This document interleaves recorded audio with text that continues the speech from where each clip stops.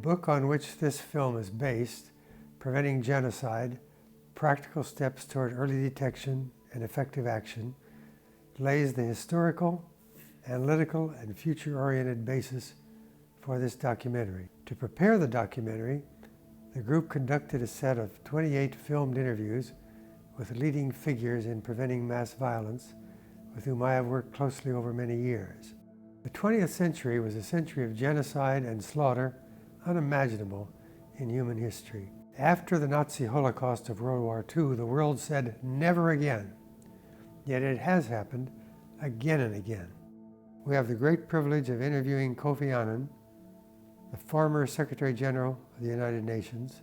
But I think when I look back, we first went through the World War and we saw how man can be really evil. And we saw man's inhumanity to man, and we said never again. But then came the troubles in former Yugoslavia.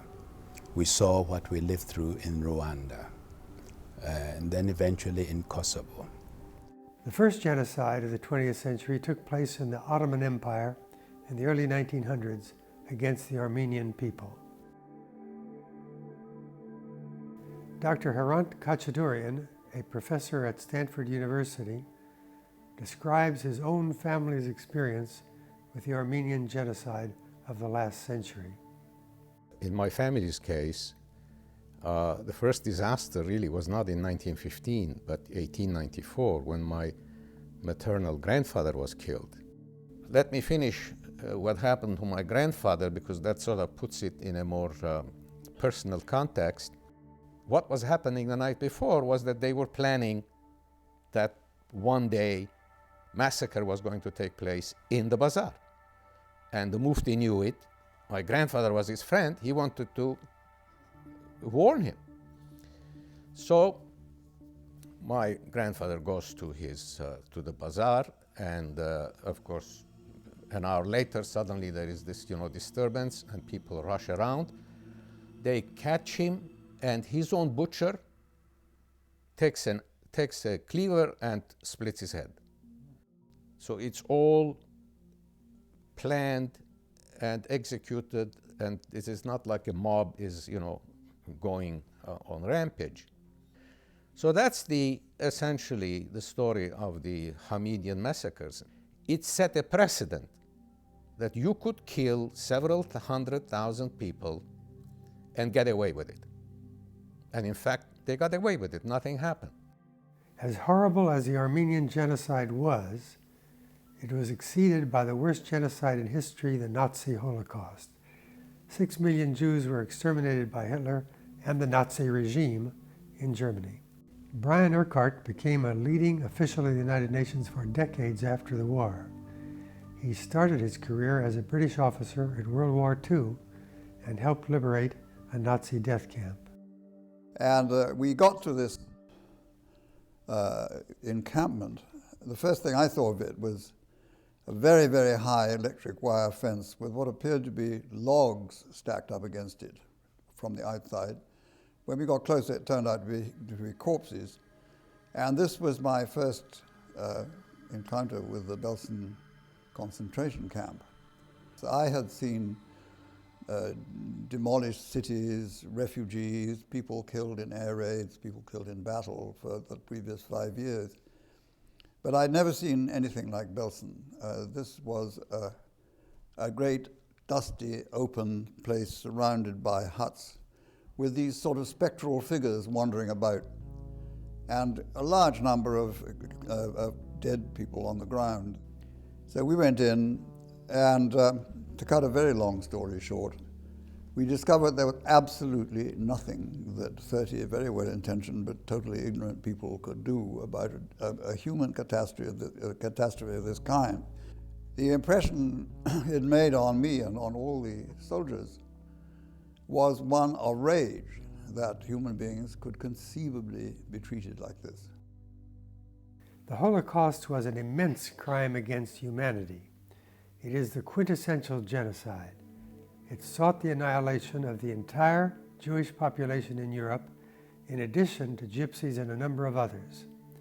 It was the deliberate policy decision of a powerful state and mobilized all of its resources to destroy an entire people. The grand scheme of degradation was published in 1924 in Hitler's famous book Mein Kampf. But even before 1924, he had made a number of horrifying speeches along these lines that were very well known.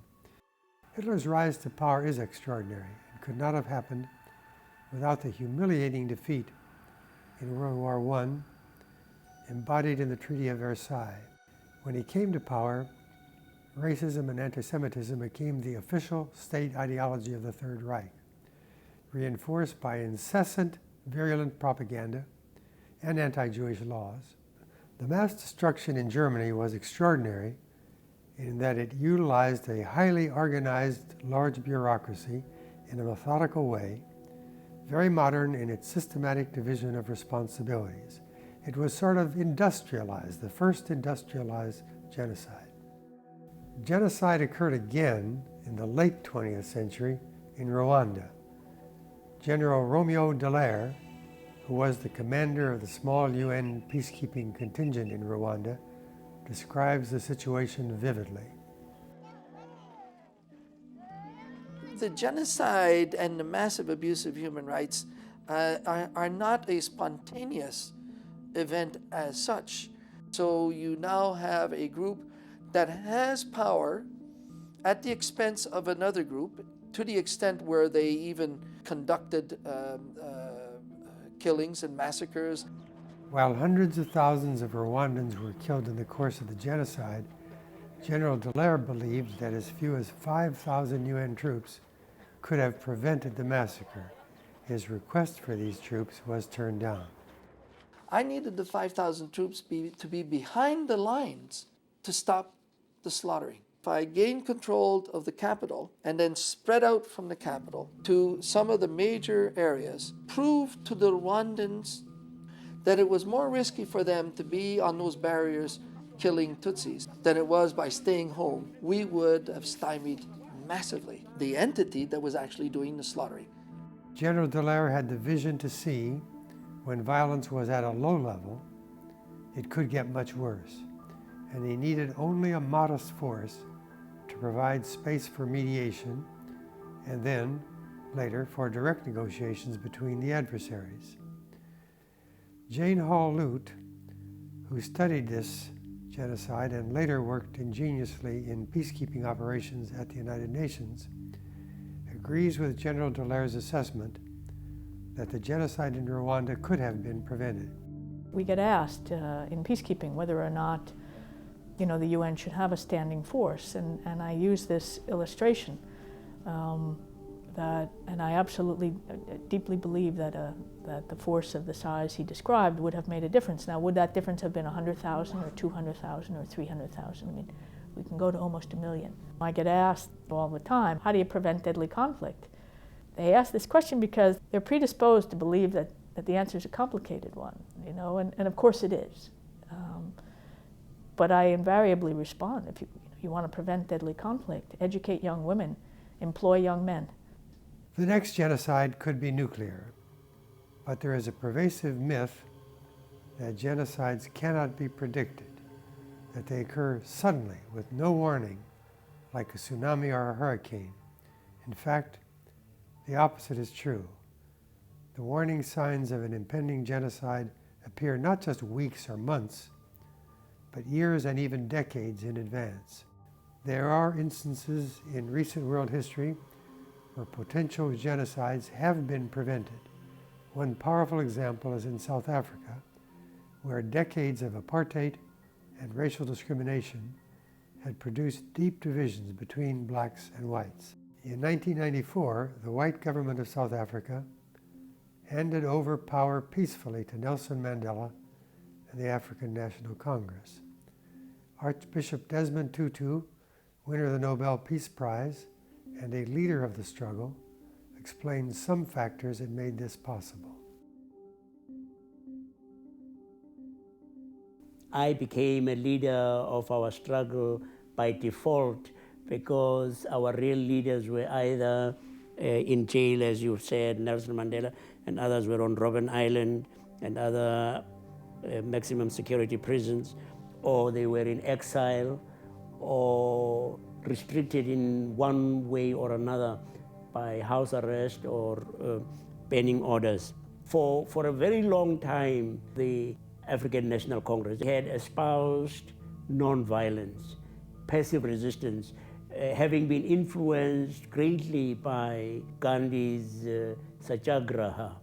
I was continuing a tradition, a legacy that the apartheid government had sought to nip in the bud. The traditional, conventional ways of trying to bring your plight to the attention of the authorities, past boycotts, and then we did in fact have the passive resistance movement in the 1950s. I wasn't innovating. I came into this tradition and happened to be given, especially when I became Dean of Johannesburg, I was given a platform. The media in South Africa were very favorably disposed and so gave me the opportunity of putting across the plight of our people and the fact that we were committed to working through non-violent means. A good example occurred in a near genocidal situation during the peak of the apartheid regime in South Africa, when you could easily have had a genocide, but did not. You didn't, partly because very committed, non-violent democratic leaders like Desmond Tutu and Mandela and later de Klerk, and partly because the international community was very helpful. People like Cyrus Vance going to South Africa, working for peace, and getting cooperation from many sectors of South African society. They had a very powerful government with tremendous control over the majority. This was minority control. They even had nuclear weapons. They had millions of people packed into resettlement camps, which is a kind of concentration camp under marginal circumstances for survival. And they could have wiped out hundreds of thousands, even millions of people in a short time had they made the genocide decision, the final solution. But they did not do that. One reason the apartheid regime did not make the genocide decision is that they felt they were derived from Europe and they did not want to be pariahs in the world. So they began to respond to external pressure, especially as it affected their economy. To a large extent, the favorable events in South Africa were improvised by brilliant people, dedicated people, highly committed people inside and outside the country. But for the long run, we have to go beyond improvisation and have real pillars of prevention. That is, steps which, if implemented, can indeed help to prevent future genocides in the 21st century. The key point of prevention is what to do with early warning. The first pillar of prevention is proactive help to countries in trouble. That means countries with some kind of intergroup tension that's growing, some kind of scapegoat group that's picked out as a vulnerable outgroup viewed increasingly with animosity by some powerful in-group. When the democracies of the world and organizations like the United Nations and the European Union see that coming at an early stage, they should reach out a helping hand long before mass violence has occurred. One form of proactive help is preventive diplomacy, meaning essentially early diplomacy before mass violence. Conventional diplomacy is very difficult and prolonged and often fails, even though much has been accomplished. This sequence of events is exemplified in Kenya in early 2008. The country was on the verge of civil war and possible genocide, as in Rwanda. But the very timely personal intervention of former UN Secretary General Kofi Annan, mobilizing other leaders to defuse the situation, negotiated a compromise and ended the crisis. when I was in Kenya recently, as you know, trying to negotiate the very serious conflict between the opposition and the government, the two groups, I met with the civil society groups, the churches, and the business community. I met a group of businessmen who represented 85% of the GDP in Kenya. So I told them, this is influence, this is power. How do you use that influence? How did you try to influence events? Talk to the politicians and the governments before the explosion. There was silence.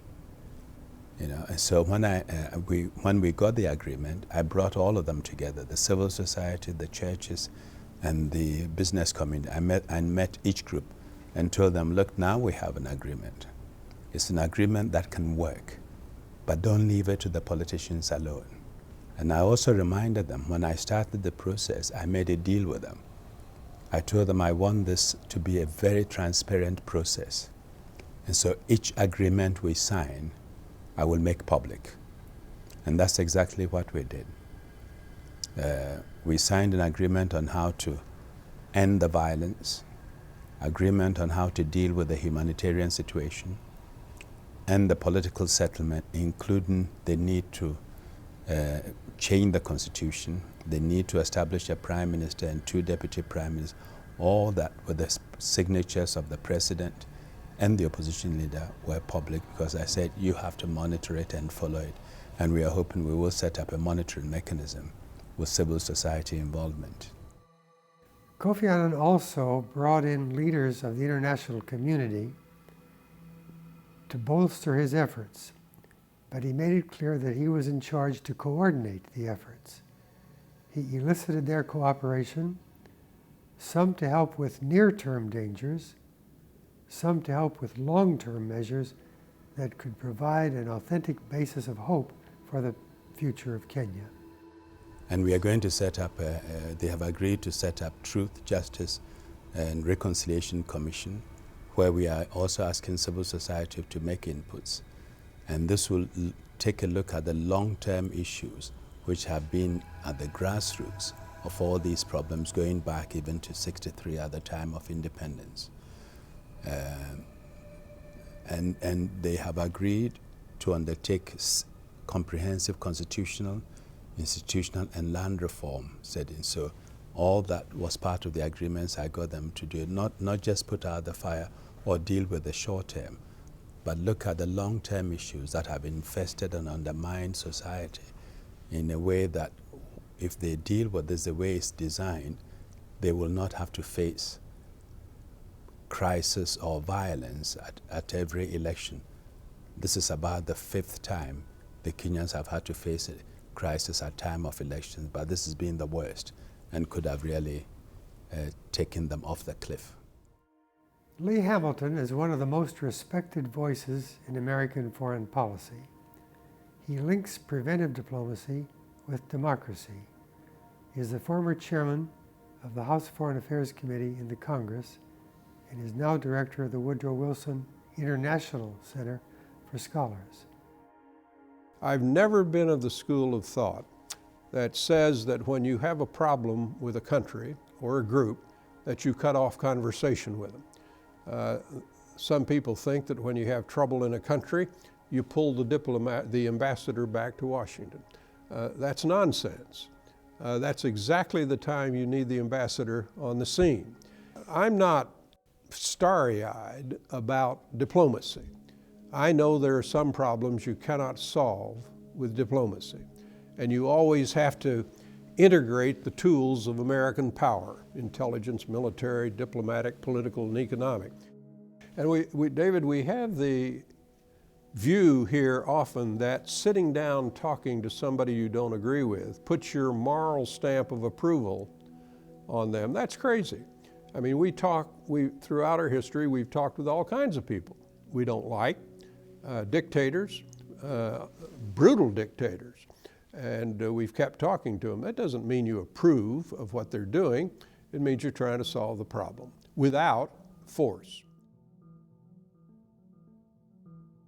The next pillar of prevention is the fostering of democracy. Larry Diamond is a professor at Stanford University, author of the book, The Spirit of Democracy, the struggle to build free societies, and one of the world's leading scholars of democracy altogether. So what does democracy do? Well, first of all, democracy provides a set of rules of the game that institutionalize peaceful competition over policies, over resources, over opportunities to lead. And that ensure that there's going to be a repeated game in which over time the opportunity to lead and to pursue an alternative set of policies or a different distribution of resources will be open over time. If people get the sense that there's no hope for them to achieve what they want by peaceful means, they're much more likely to use violent means. They're much more likely to take this feeling of exclusion and develop a sense of deep enmity and resentment, that there is some other out there, some other group, some other set of elites that are responsible for their exclusion, and to feel that their grievance can only be relieved by some violent means. Aggression occurs most readily in authoritarian states where leaders can lie to, inflame, and coerce an intimidated public, especially a public already chafing under repression, injustice, and hatred. Democracies, in contrast, even with their periodic regressions, protect human rights better than non-democratic societies. Fairly elected officials are less likely to engage in large-scale human rights violations, a traditional first step toward genocide.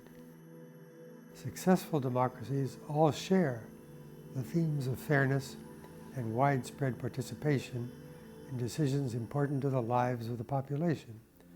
Today, the international democratic community has established special funds to support technical assistance, financial aid, and social exchanges to help build the requisite leaders, processes, and institutions, including widespread education of citizens about how democracy actually works.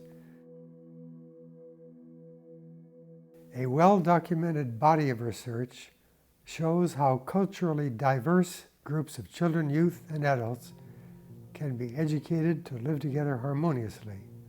Education for peace should now be one of the central pillars of modern education, not marginal or absent as it has been.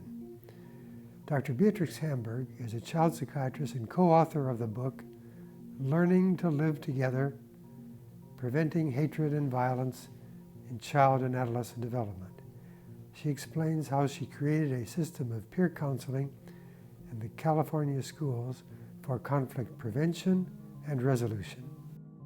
What we need to do is help people to make good decisions.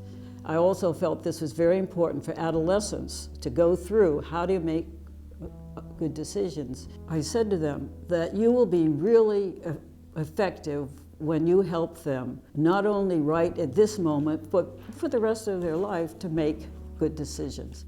It was a program that involved a lot of socio-emotional learning, conflict resolution, decision-making, and a lot of the principles of behavior. I think that we need to begin to look at education for peace in the 21st century. As a high UN official, Olara Otunu has rich and painful experience with the deficiencies of education in many developing countries. Yes, I mean, within the UN, I have spent a number of years working to raise awareness about what happens to children in particular who are exposed to situations of war, how to protect them in the midst of war, and how to help to rehabilitate them and give them opportunities of development and education in post-war situations. We have too many societies where bright, intelligent, inquisitive children, hungry for knowledge, they want a chance to develop themselves, but no opportunities. So the responsibility of the international community and national governments to really make it a priority to invest in young people. That's one of the best things we can do to ensure not just durable peace in a society, but to prevent major conflicts. Another pillar of prevention is equitable socioeconomic development. This goes hand in hand, especially in poor nations, with promoting democracy and preventing mass violence, including genocide. Professor Jeffrey Sachs teaches at Columbia University. He is one of the world's leading experts on development economics in poor countries. An epidemic like malaria weighs on a whole society. It changes everything about children's development, about fertility rates, about the potential for profitable investment, the opportunities to attract an industry, to start tourism. What were we doing about the disease? It was quite clear that impoverished villages could not take on this challenge by themselves. And the grim reality was we were doing almost nothing about this. And it wasn't just malaria. With hundreds of speeches about the AIDS pandemic being the greatest pandemic in modern history, perhaps in all of history it was said, what the rich countries were actually doing to help Africa to address the pandemic was so shockingly small, it was almost unbelievable. I found that the total amount of donor aid to sub-Saharan Africa at the end of the 1990s to fight the AIDS pandemic and to fight it in all its forms, prevention, treatment of opportunistic infections, treatment with antiretrovirals, was less than $100 million a year at a time when there already were perhaps 25 million HIV-infected Africans. When I was writing those numbers, I was literally shaking with anguish. How can this be? What kind of world is this? How have we given so many speeches? How have we said this is a world priority and essentially let millions and millions of people die every year, and a pandemic like this run its quote-unquote natural course? Jeffrey Sachs helped UN Secretary General Kofi Annan to develop the Millennium Goals, which established standards that the Western countries must live up to in order to help the developing countries achieve a decent standard of living. These goals have not yet been met. What's amazing for me in all of this process is the ability of world leaders to announce goals, have their photo opportunities, get governments committed to something in rhetorical terms, and then seemingly completely forget from the next moment on that any of that matters. We have the privilege to interview Juan Mendez, who has been one of the world leaders in protecting and advancing the cause of human rights, the norms and practices, the institutions that facilitate human rights. Juan Mendez is so devoted to this cause that he spent several years in an Argentinian prison in the time of the junta. After that, he came to a distinguished academic career as a professor at the University of Notre Dame, an international lawyer. It was only in the 70s when it became a movement, because there were a number of concerned citizens from around the world that formed organizations, beginning with Amnesty International in 1961, to put this into some kind of application in a practical way. And we needed to get to the 70s before important governments took it seriously and incorporated it into foreign policy, beginning with President Jimmy Carter in the late 70s.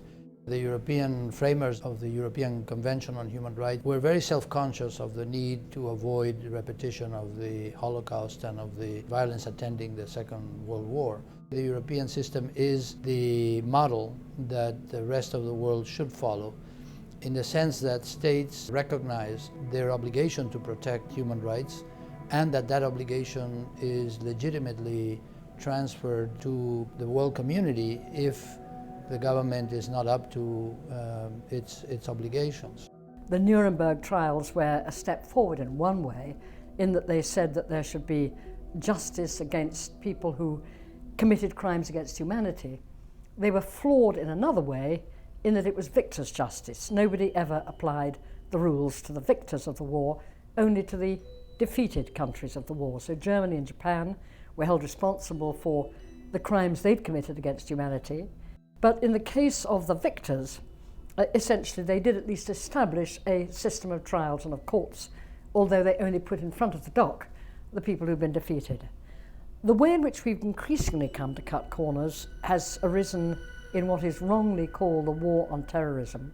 And we've cut corners. The United States has cut them seriously by creating this concept of enemy combatants who don't have any rights at all. We've accepted, in some cases, I think it's beginning to be challenged, a degree of coerciveness in asking questions, which is simply not acceptable in democracy. There is now a resurgence of efforts, particularly to reduce the nuclear danger. The ultimate is in nuclear weapons, of course, but there's also a huge problem with small arms and light weapons, which is a euphemism for highly lethal weapons like AK-47s, various automatic weapons, mortars, and so on. These weapons can kill many thousands of people in a short time, and the world is covered wall to wall with such weapons. They are sold in vast quantities by any country that can make them, and cheaply bought all over the world. The immense importance of such preventive efforts is uniquely underlined by the fact that future genocides or humanicides might use nuclear weapons. Professor Graham Allison of Harvard University is one of the world's leading experts on nuclear arms control and nuclear terrorism. He also authored the seminal study on the Cuban Missile Crisis, Essence of Decision. Historians now agree the Cuban Missile Crisis was the single most dangerous moment in human history. Kennedy said at the time he thought the chances of it rolling to war were somewhere between 1 in 3 and even. That's what he said to his brother quietly when they were just thinking, where could this end? In 1962, maybe there would only been 100 million people killed. But by the mid-'80s, we maybe would have succeeded in killing everybody.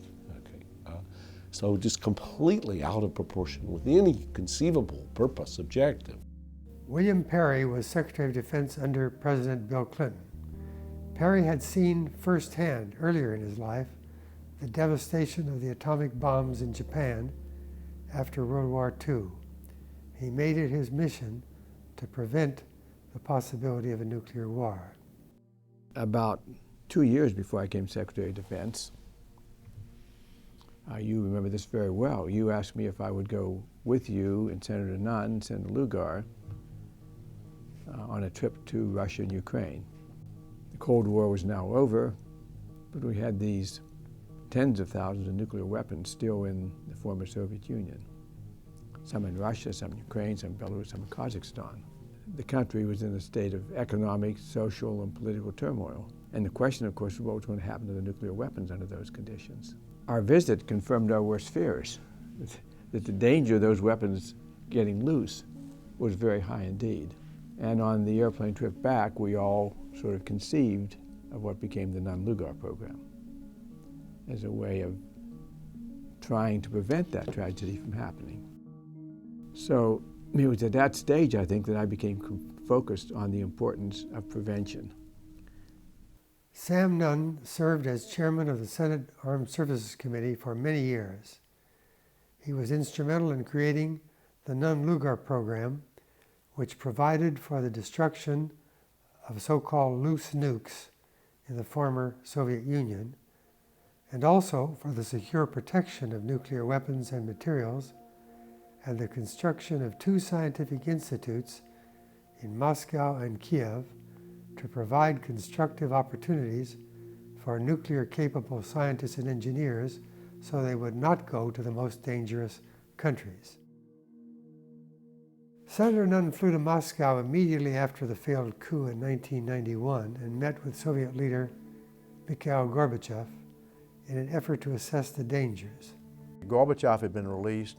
I went to Russia at his request. He expedited the visas, which was unheard of. I got on the plane the next day. I spent a week in Russia talking to everybody there virtually that was new in power, because Yeltsin had clearly de facto taken control. I also visited Gorbachev, and of course he had just been released.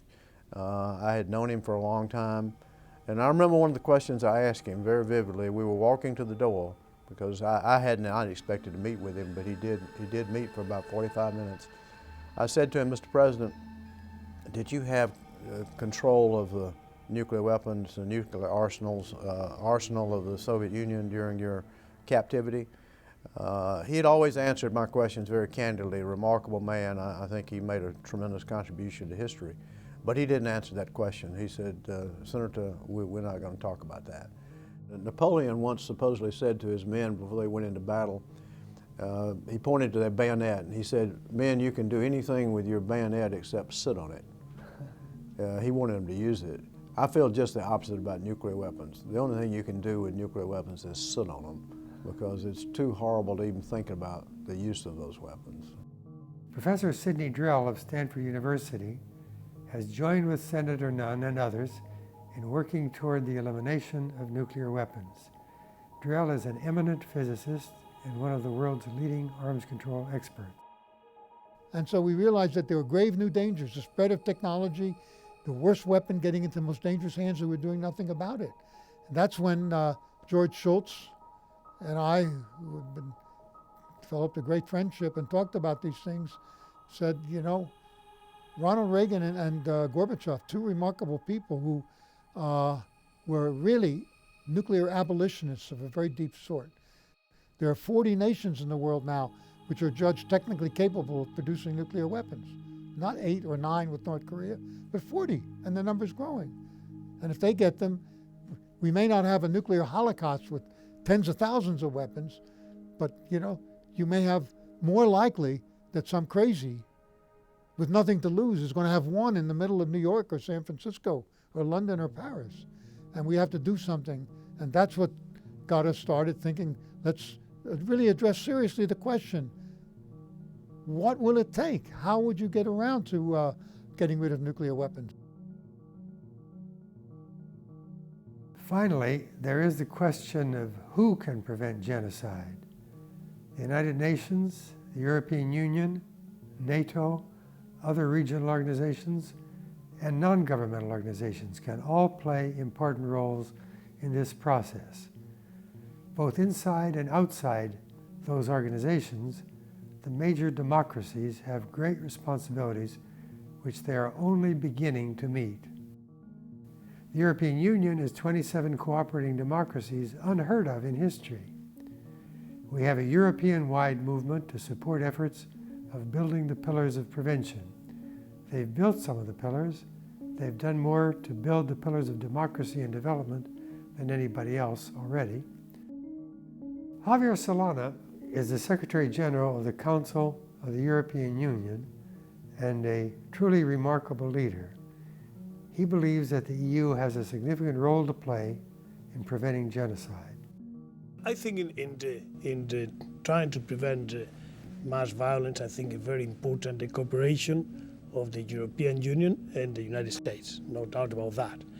And I think we have had a very good relationship in that direction, both in Bosnia and in Kosovo through NATO. The African Union has emerged as an organization that has matured in a rather short period of time very much. And I hope very much that will continue. And to see how these ideas like the responsibility to protect being expanded not only in the European Union, not only the United States, but also in a good number of countries in Africa. In January 2009, Javier Solana stated concisely 5 lessons of global diplomacy that he has learned from his rich experience throughout the world. First, the solution is always political. Second, intervention must serve a political strategy and take account of the fact that foreign policy is all about the domestic politics of others. Third, personalities and trust are essential. Fourth, no single country, not even the United States, can solve problems on its own. Fifth, the best time to deal with a problem is the moment it arises. 4, positions become entrenched, ideally before anyone has noticed there is a problem at all. But if that fails, you need to be ready to stick to it for a long time. Jane Hall-Lute, who has extensive experience in the UN, believes that it too can play a useful role in preventing genocide and other deadly conflicts. The benefits of prevention are so well known to so many because you can see the destruction and lives lost and in people displaced and in property and agriculture and infrastructure and the whole social fabric just destroyed by the kind of violence we're talking about. Far better to prevent it. What would it take? Kofi Annan is the former Secretary General of the United Nations and winner of the Nobel Peace Prize. Remember in 2004, at the 10th anniversary of the Rwanda genocide, I came up with a strategy to fight genocide, including the appointment of the Special Advisor on Prevention of Genocide, but really stressing the fact that we needed to prevent armed conflict. We needed to protect civilians in armed conflict. We needed to listen to the early warnings and move quickly. Also generated lots of discussion about prevention of conflict. But I also saw things in a much broader context. I know that when I talked about the human dignity and protection of the individual, and then brought in the issue of economic development, to get them to think of poverty, to get them to think of Millennium Development Goals that will directly impact on the lives of the poor, to get them to accept that there was an economic basis to conflict. Poverty can lead, are things that I try to push very much to the fore. Francis Deng, Under-Secretary General for Prevention of Genocide and Special Advisor to the UN Secretary General, is one of the great leaders for the prevention of mass violence. But when you have countries in conflict, countries that are acutely divided, where there are deep cleavages, in most cases the state is a party to the conflicts, so that instead of protecting their people, they neglect them and persecute them, which means that these people who live in a vacuum of state responsibility to protect them have to look somewhere else, and that means to the outside world. I see sovereignty positively as a concept of state responsibility for its people, and if need be, with the support of the international community. If you don't discharge that responsibility and your people are suffering, obviously the world will not leave you alone. There is no organization that has the capacity that the UN has to deal with these situations. The remarkable improvements in the human condition that have occurred during my lifetime suggest that prevention of genocide is also within reach in this century. The dramatic improvements in Europe in the decades since World War II suggest that humanity could be on the verge of a serious, informed, sustained effort to prevent recurrence of atrocities like the Holocaust. We hope that this film will stimulate interest in this great mission and generate better ideas so that our children and grandchildren will move us into a world of decent human relations at last.